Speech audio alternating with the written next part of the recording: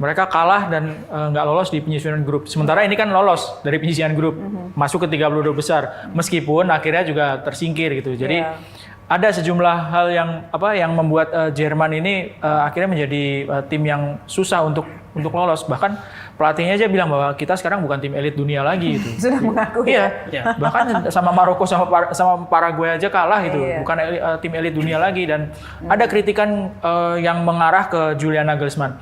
Pelatihnya ini bukan mantan pemain kok.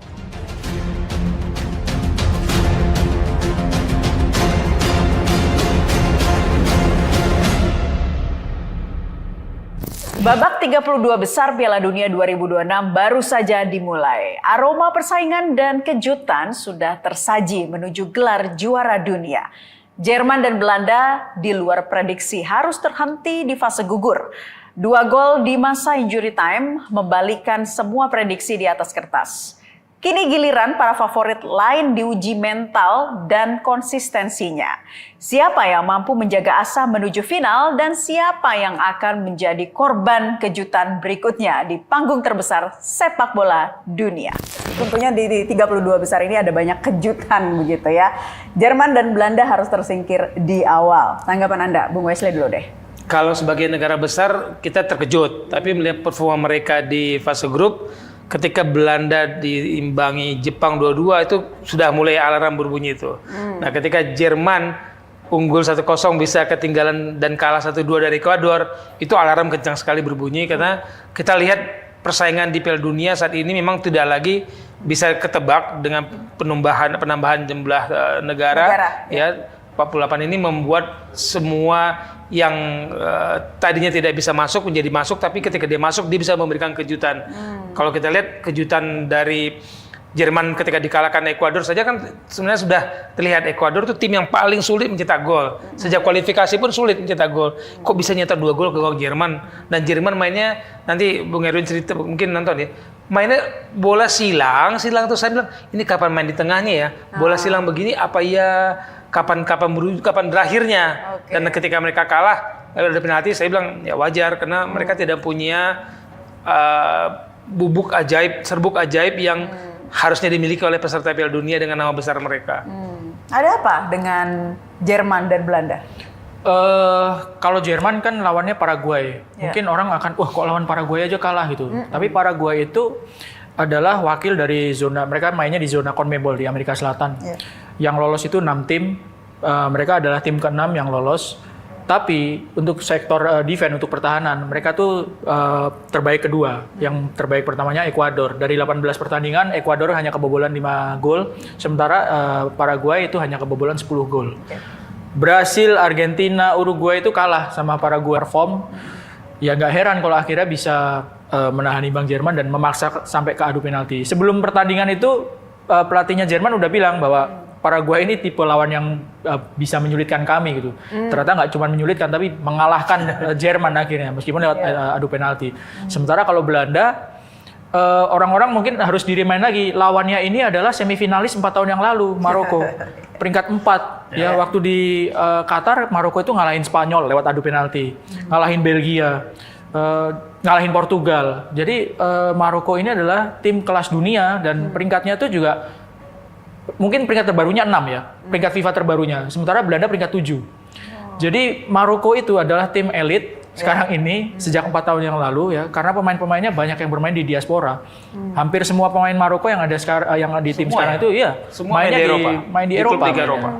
Jadi memang level mereka tuh sudah ada di levelnya dunia gitu. Dengan musim lalu 4 tahun yang lalu mereka 4 besar loh. Belanda, Jerman nggak sampai ke 4 besar. Jerman gugur di penyisian grup. Belanda nggak sampai ke semifinal. Jadi ya dengan kualitas Maroko seperti itu, dan ditambah lagi yang bikin orang-orang kok Belanda mainnya bertahan ya.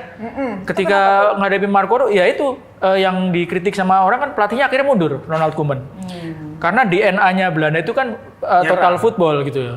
Kok malah tampilnya Catenaccio Itali gitu. Kenapa nih Bung Wesa, coba ditambahkan antara DNA-nya dia bisa Maroko tadi. Saya mau nambahin, Maroko itu banyak warganya kan pindah imigran ke 2 negara sepak bola ini, Belanda dan Belgia. Mereka hampir semua itu bisa dibilang bersama Tunisia, Maroko itu masuk ke dalam dua negara ini dan belajar sepak bola di situ. Jadi tidak heran kalau hampir semua bisa dikatakan pemain-pemain inti dari beberapa tahun ini di Maroko, kita nggak kenal liganya Maroko itu ada pemain menyetorkan ke timnas, tapi semua anak-anak muda mereka yang bermain di Eropa sana dibalik kembali ke tim nasional karena mereka mengecap ilmu sepak bola itu. Dan sepak bola di dunia sekarang itu berubahnya cepat sekali. Aturan juga berubah, teknologi membuat semua ilmu itu tidak lagi terbatas oleh 1-2 negara. Kita sekarang bisa membaca latihannya Belanda seperti apa. Kita bisa baca, oh Spanyol seperti apa. Makanya Spanyol pun mengubah, tidak lagi bertumpu pada tiki-taka. Tiki-taka cukup bertahan 10 tahun, selesai. Barcelona juga tidak selamanya kuat ketika tiki-taka mereka ditemukan obatnya ketika di klub oleh Jose Mourinho, ya orang lihat oh tiki-taka obatnya ini, oh Spanyol tiki-taka obatnya seperti ini, dan itu semudah itu kita dapat mempelajari dengan kemajuan teknologi. Dan negara-negara Afrika sekarang begitu pesat kalau dalam kita bilang sepak bola dan mengekspor pemain-pemainnya dan kemudian nanti mengambil buat tim nasional. Nanti sebelum ke Bung Erwin, kita juga mau lihat dulu nih ya gestur dari para pemain serba-serbi Piala Dunia 2026 berikut ini.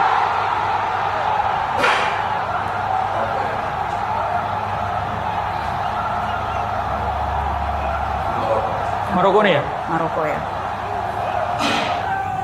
Ismail Saibari.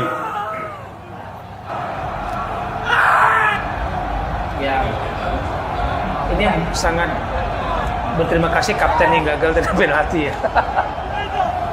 Oke, kita lihat ini ya dari Maroko yang melakukan selebrasi begitu ya.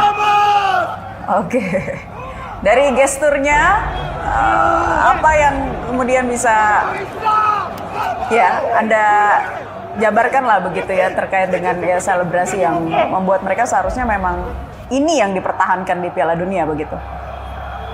Erwin. Maroko ini hampir 90 menit kan mereka hampir kalah lawan Belanda. Belanda kan unggul terlebih dahulu, terus di menit-menit akhir Issa Diop yang cetak gol tadi, yang nomor 14 yang pelukan sama Bono tadi. Pemain belakang yang cetak gol di 89 atau 90 menit ya. Jadi mereka menguasai permainan tapi ketinggalan, hampir kalah, terus menyamakan skor, maksain skor imbang, perpanjangan dan adu penalti menang. Ya sebuah ketenangan mental dari para pemain Maroko. Meskipun kaptennya Achraf Hakimi juga sempat nggak gol kan penalti, gagal penalti, tapi mereka tetap bisa bertahan. Dan kalau kita ngomongin Maroko ya mereka punya pengalaman. Kipernya kan 4 tahun yang lalu yang jadi kiper utama. Iya, jadi mental memang tidak bisa dipungkiri ya dari Maroko yang memang sudah. Ya, dan satu hal kenapa kayaknya meluap-luap gitu ya. Mereka tuh mengalahkan negara yang mungkin sebagian warga Belanda itu tidak bisa ikut merayakan kemenangan Maroko karena mereka darah Maroko. Banyak sekali imigran dari Maroko ada di Belanda. Jadi ketika Belanda mungkin menjadi negara kedua bagi warga Maroko, bagaimana mereka merayakan itu kan? Nah, lepas sekali dengan ketegangan mental mereka. Mereka ketinggalan lebih dahulu, terus bisa menyamakan, dan situasi permainan saat itu bukan mudah bagi Maroko. Tapi secara permainan saya lebih memilih Maroko, karena lebih enak ditonton, lebih senang, lebih banyak apa ya bisa kita pelajari dari Maroko kemarin itu. Oke. Kita lihat lagi ya berikutnya. Jerman. Oh, ada foto-foto. Ini dia ya, kita tampilkan foto-fotonya. Oke, kalau dilihat Jerman ini kenapa tidak seperti Jerman yang selalu beringas di Piala Dunia mulai dari era 90-an. Ada apa, Bung Erwin? Jerman itu di 2026 sekarang itu sebenarnya progres dibandingkan dengan 2018 dan 2022. Karena 2018 dan 2022 mereka nggak lolos dari penyisihan grup. Mereka kalah dan nggak lolos di penyisihan grup. Sementara ini kan lolos dari penyisihan grup, masuk ke 32 besar. Meskipun akhirnya juga tersingkir gitu. Jadi ada sejumlah hal yang membuat Jerman ini akhirnya menjadi tim yang susah untuk lolos. Bahkan pelatihnya aja bilang bahwa kita sekarang bukan tim elit dunia lagi gitu. Sudah mengakui. Iya. Bahkan sama Maroko sama Paraguay aja kalah gitu. Bukan tim elit dunia lagi, dan ada kritikan yang mengarah ke Julian Nagelsmann. Pelatihnya ini bukan mantan pemain kok. Sehingga ketika mantan pemain yang ngomong seperti itu, Jens Lehmann yang bilang, kiper Jerman, kiper tim nasional Jerman yang udah pensiun, dia bilang kalau mantan pemain yang nanganin tim, ketika di situasi seperti adu penalti dan situasi yang membutuhkan pengalaman dari seorang pemain, itu yang kepake itu. Nah, kalau nggak punya pengalaman pemain, itulah yang terjadi. Tapi kan sebetulnya itu juga pernyataan yang nggak sepenuhnya benar, karena banyak juga pelatih sekarang yang bukan mantan pemain tapi bisa sukses. Contohnya Mourinho. Jadi ada kritikan seperti itu juga untuk tim Jerman, khususnya ke pelatih. Kalau kalah boleh ngomong begitu. Kan? Iya, kalau menang pasti lain lagi ceritanya. lagi. Kalau menang. Oke. Ada juga nih satu yang diprediksi kuda hitam, Bung Wesley, Jepang ya. Aduh, padahal diharapkan menjadi wakil Asia gitu ya, yang bisa ya seenggaknya gimana nih? Apa harapan yang kemudian ditampuk oleh Jepang ya dari gelaran Piala Dunia ini, tapi ternyata harus tersingkir. Ya, sepak bola tidak pernah hanya menjanjikan tawa ya, Mbak. Bahwa sepak bola juga menjanjikan isak tangis air mata dan ketidakadilan dari undian. Kalau seandainya Jepang tidak ketemu Brazil, kok saya dari awal tuh melihat Jepang adalah wakil Asia terbaik dan stabil kan. Sejak berapa tahun, 4-6, mereka selalu masuk 16 besar, lolos dari fase grup lah. Kalau sekarang kan 32 besar, kalau kemarin kan sebelumnya fase grup langsung ke 16 besar. Jepang kan stabil, itu mereka bermain situ. Meskipun Korea yang terbaik di Asia sampai semifinal di tahun 2002, Jepang adalah yang stabil. Dan kalau lihat permainan kemarin, Jepang tidak kalah. Jujur saya mengatakan, saya sedih. Bukan saya tidak mengakui kemenangan Brazil, tapi saya sedih bahwa tim yang bagus ini, tim yang punya daya juang yang sangat memikat untuk ditonton, harus tersingkir oleh tim yang lebih baik tentu saja. Jadi apesnya mungkin ketemu Brazil atau? Salahkan undiannya ini. Bung Erwin ditambahkan, ada apa nih dengan Jepang? Dari awal mengandalkan serangan balik ya kalau tidak salah. Jepang itu lolos dari grup. Kalau nggak ketemu Brasil, ketemunya Maroko. Memang pilihannya seperti itu. Kan Jepang satu grup sama Belanda. Belandanya ketemu Maroko, Jepangnya ketemu Brasil. Ya udah puter-puter aja. Kalau misalnya Jepang yang jadi juara grup, Jepang akan ketemu Maroko. Berat juga gitu, nggak ada pilihan. Jepang itu juga ada banyak setelah mereka kalah ya. Ada banyak yang bilang bahwa Jepang ini terlalu jujur, terlalu naif mainnya, terlalu polos. Untuk level Piala Dunia itu banyak hal yang harus dilakukan gitu ya. Termasuk ini pernah kejadian, termasuk dengan cara kotor, misalnya gol pakai tangan. Tahun 86 Maradona ngegolin pakai tangan ke gawang Inggris itu. Seperti itu yang mungkin Jepang nggak sampai melakukan itu, tapi terlalu polos dalam hal bermain misalnya ya. Yang saya baca-baca kemarin, waktu udah unggul lawan Brasil, mereka mainnya tetap aja seperti itu gitu. Ya, nggak ada mereka benar-benar bertahan, fokus bertahan atau mengganggu konsentrasi pemain Brasil misalnya dengan bermain sedikit nakal gitu ya, dalam tanda kutip, untuk mengganggu konsentrasi pemain Brasil. Lalu pelatihnya Hajime Moriyasu bagus.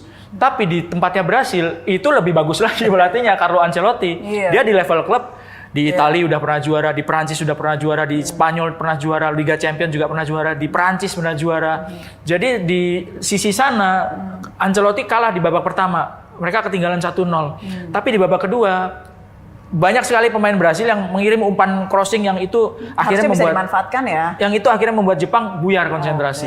Ya, dan di menit-menit akhir kan golnya Gabriel Martinelli. Tapi fokusnya intinya adalah Jepang ini kalau misalnya bisa bermain dengan nggak terlalu naif, mungkin akan bisa jauh gitu ke Piala Dunia, bisa lolos jauh gitu. Ya, kita lihat ini ya video gesturnya para pemain Jepang yang kalah dan meminta maaf kepada para supporter ya. Ada kekecewaan yang mendalam.